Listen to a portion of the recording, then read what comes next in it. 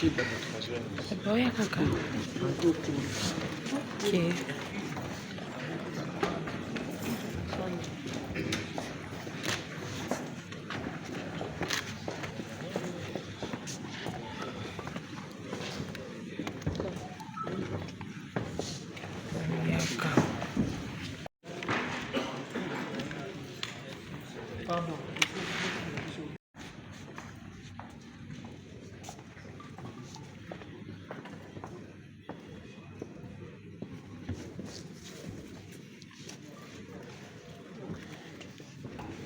Et la communication d'aujourd'hui sera trois parties.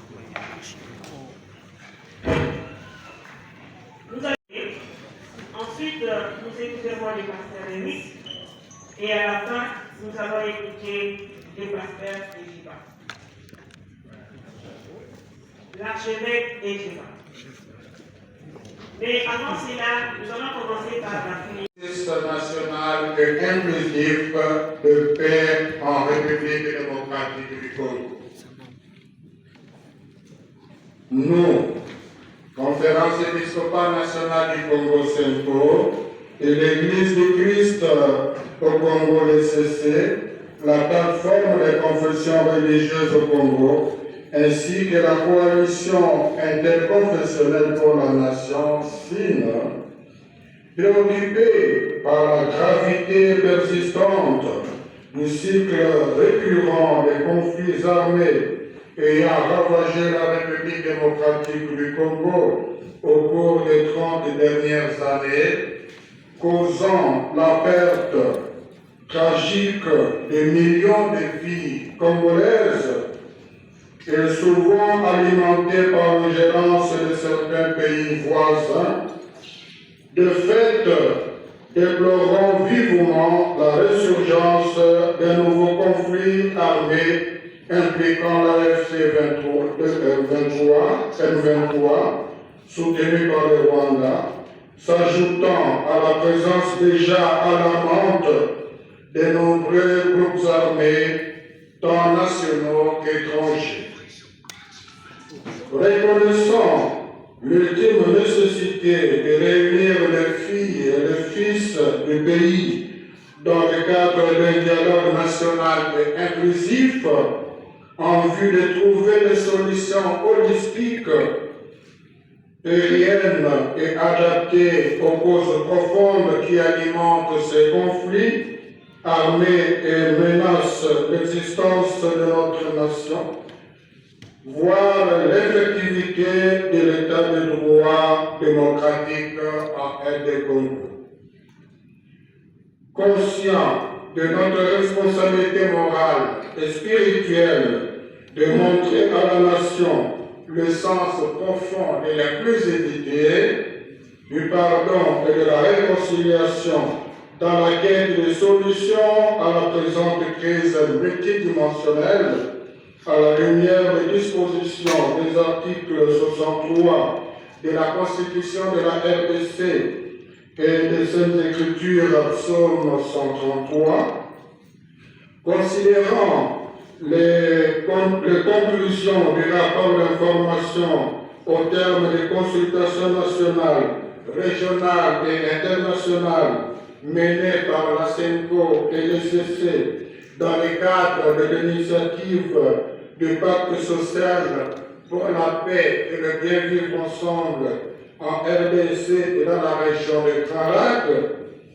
rapport ayant mis en lumière les aspirations des différents acteurs et parties prenantes à une paix durable, à la réconciliation nationale et à une gouvernance équitable. Attendu que la plateforme des confessions religieuses au Congo a proposé à la nation l'initiative pour la paix et la réconciliation en République démocratique du Congo et que la Commission interconfessionnelle pour la nation a lancé l'initiative nationale pour une concertation inclusive de paix pour la réconciliation et l'unité nationale durable en République démocratique du Congo, prenant en compte tous les efforts menés au niveau de l'Union africaine et au niveau international dans la résolution de la présente crise multiforme, notamment la résolution 2773 du Conseil de sécurité des Nations Unies du 21 février 2025, l'accord bilatéral signé à Washington entre la République démocratique du Congo et la République du Rwanda, ainsi que la déclaration des principes signée à Doha entre le gouvernement de la République démocratique du Congo et le mouvement armé ACM23, à l'issue de plusieurs séances techniques d'harmonisation des vues avec le cabinet du président de la République sur le processus national inclusif de PNRDC, nous, vos pères spirituels, unanimement, avons soumis au chef de l'État, conformément aux dispositions de l'article 69 de la Constitution, et à travers lui à notre peuple et à l'ensemble de la nation, une feuille de route pour une sortie holistique et durable du cycle tragique des conflits armés dans notre pays, visant à restaurer la paix, la cohésion nationale, de vivre ensemble, ainsi que de consolider l'état de droit démocratique.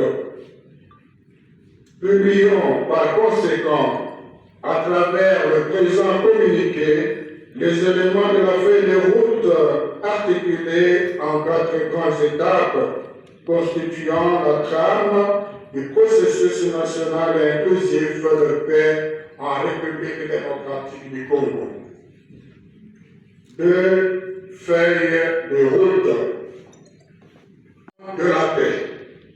Pour un climat de confiance mutuelle et de décrispation politique, cette première étape marque une transition stratégique entre les contextes de méfiance et les contextes de l'acceptation mutuelle en vue de mettre les uns les autres dans les conditions préalables à un dialogue national et inclusif.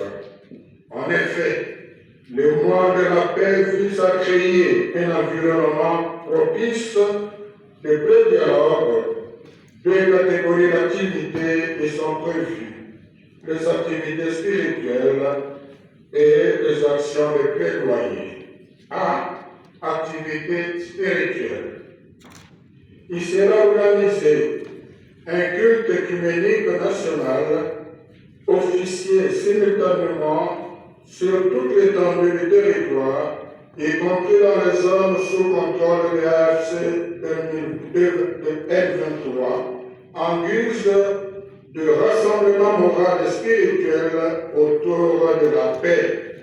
Ce moment solennel marquera l'engagement collectif de la nation en faveur du processus de paix, de réconciliation et de guérison de la mémoire collective.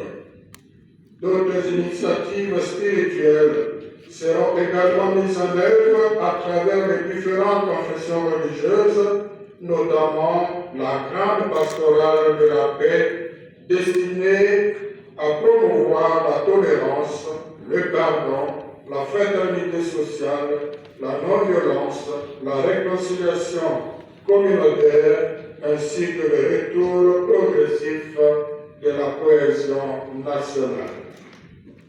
Merci beaucoup, Monseigneur.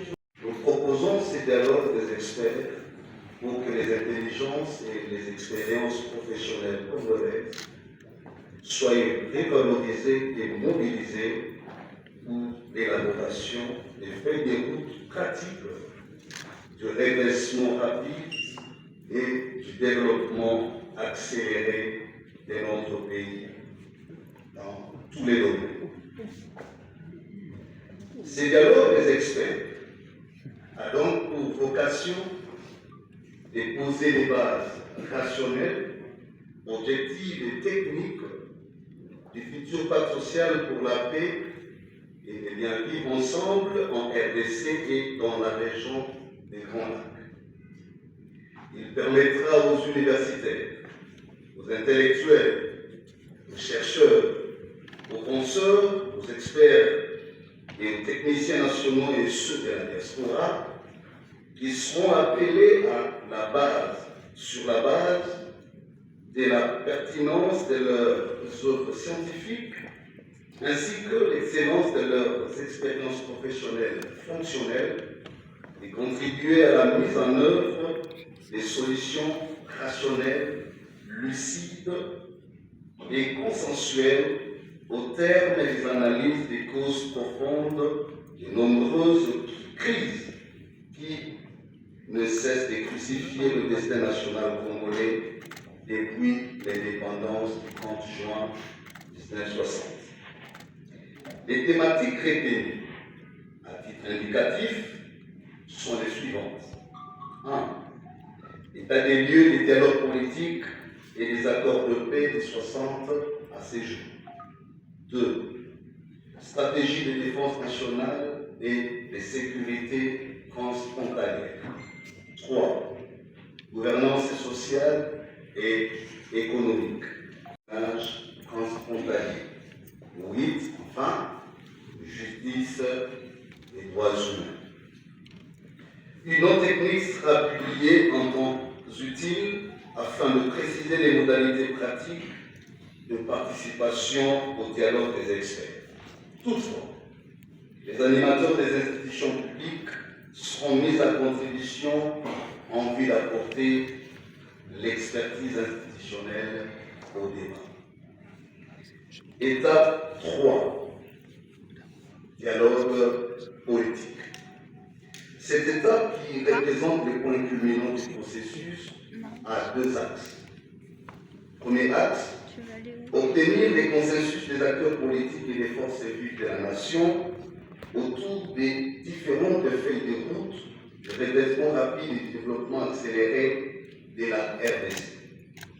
Élaboré à cet effet lors du dialogue des experts, aux fins de constituer les piliers fondateurs du pacte social pour la paix et le bien vivre ensemble en RDC et dans la région des Grands Lacs.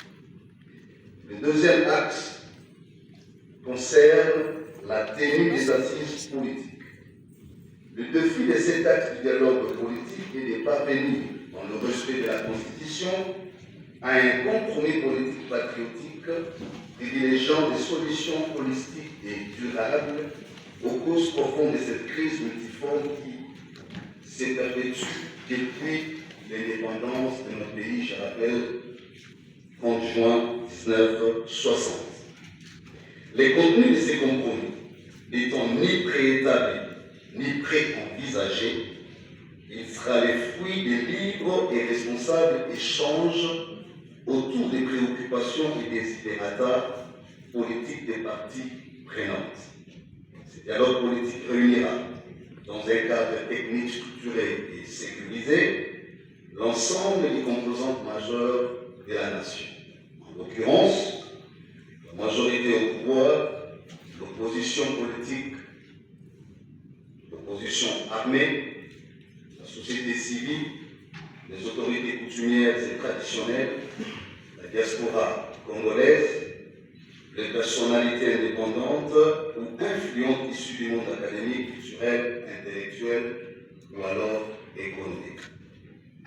Afin de garantir une participation représentative, équilibrée et inclusive à ces dialogues, un mécanisme de répétition et répartition disais-je équitable et des quotas sera mis en place. Celui-ci tiendra compte de l'équilibre entre différents groupes. Les modalités pratiques de la tenue de ces assises politiques, notamment la structure de médiation et son plan de fonctionnement, seront rendus publics en temps opportun.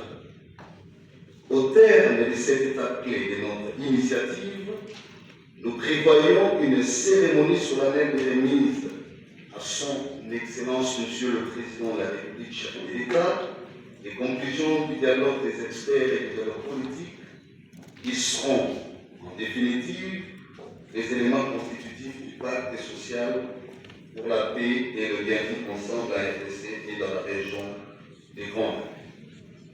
Étape 4. La conférence internationale sur la paix et le bien-vivre ensemble dans la région des Grands Lacs.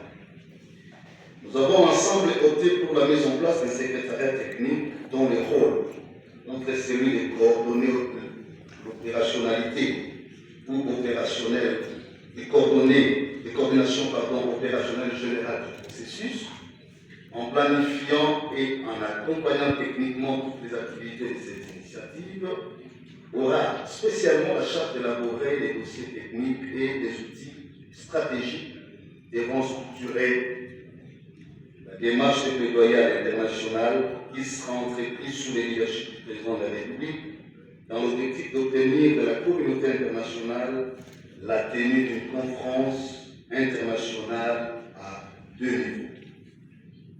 Il s'agit de la conférence internationale sur la paix et le bien-vivre ensemble dans la région des Grands Lacs, ainsi que de la conférence nationale sur le financement post-conflit, de la reconstruction de la RD Congo. Tels sont les d'actions stratégiques de l'initiative du pacte social pour la paix et le bien-vivre ensemble en RDC et dans les Grands Lacs.